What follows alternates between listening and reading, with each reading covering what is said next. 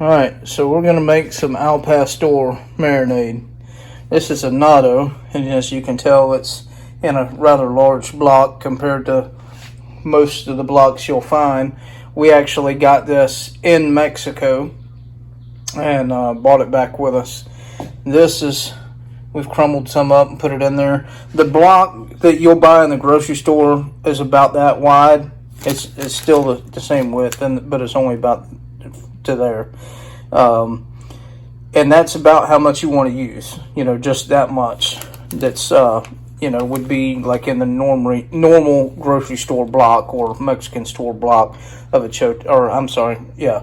natto is what it's made out of. My wife put that on there. A natto is what it's made out of, but it's called a chote. So we've got that much in there, and then we're going to start adding these. And we're going to put a little bit of cinnamon, a little bit of clove, cumin, salt, and these are all common. That's how they make it in Mexico.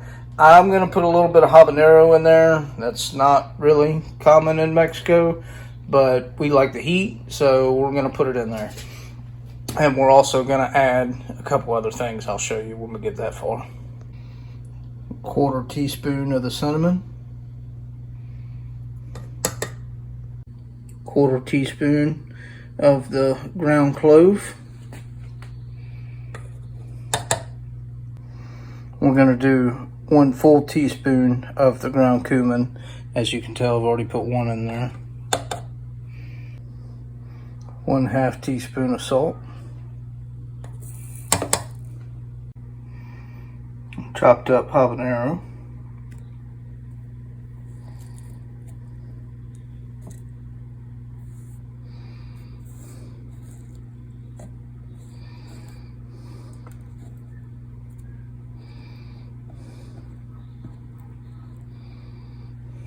With the seeds. I'll go 1 cup apple cider vinegar, and then we're going to go 2/3 cup orange juice. Now obviously that's not all going to fit in there, so what we're going to do is pour in what we can, blend this up really well, get it to a liquid, and then we'll pull it out and mix the rest of this juice in.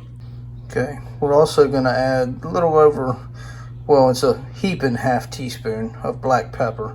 Now traditionally in Mexico, they would add black pepper corn and blend it in. I don't have any of those at the moment, so I'm going to go with the ground black pepper. Okay, also traditionally, they would use a guajillo pepper, spelled with a G, of course.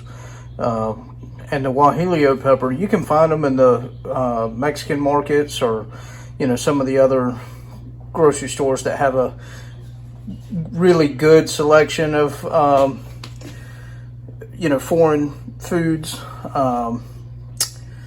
but anyway, a guajillo is a dried pepper, so then you have to reconstitute it. This is an adobo sauce. It's a chipotle pepper.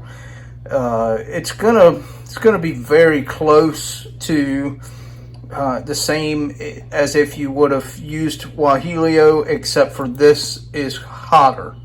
And of course we've already put some habanero in there, so if you do it this way and you don't like that much heat, I would either go with the guajillo pepper or maybe just omit the habanero we put in, because these chipotle peppers, they're not really that spicy.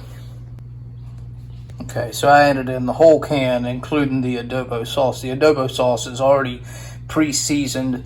It's got a bunch of Mexican spices in it. It's perfect for this.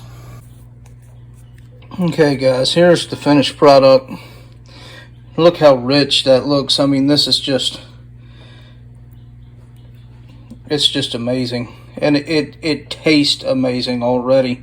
And as a marinade, it's gonna be it's a little bitter to start with, and this isn't super bitter, but the marinade of al pastor is inherently a little bit bitter.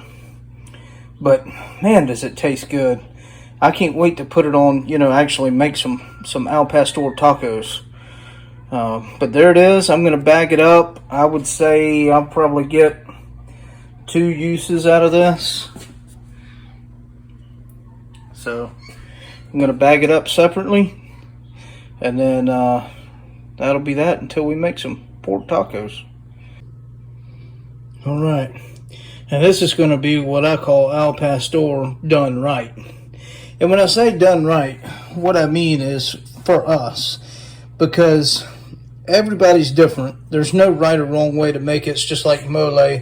It's got a ton of ingredients. This has got nowhere near the amount of ingredients that mole has, but I'm just using that as an example. There's no right or wrong way to do this. Make it the way you want that's going to work for you. We have ate a ton of al pastor at authentic Mexican restaurants in Mexico, here in the United States, and typically, you know, sometimes it's got a really sweet flavor, whether they put the pineapple in it or not, and sometimes it doesn't. So I specifically omitted the pineapple juice from this. And, you know, when I cook it, I won't cook it with any chunks of pineapple because we don't like that really sweet flavor. We like the slightly sweetness that you get from it. And I think we've done well with that, with the amount of apple cider vinegar and the orange juice that we've put in here. So that's why we've made it the way we did. Obviously, we use chipotle peppers and a habanero in here, so ours is going to be less sweet, more spicy, but it's still going to have that sweet flavor to it, and it's still going to have all them spices in there. So you have to look at multiple different recipes and make one that works for you. I didn't find one that even came close, really, to what I did here.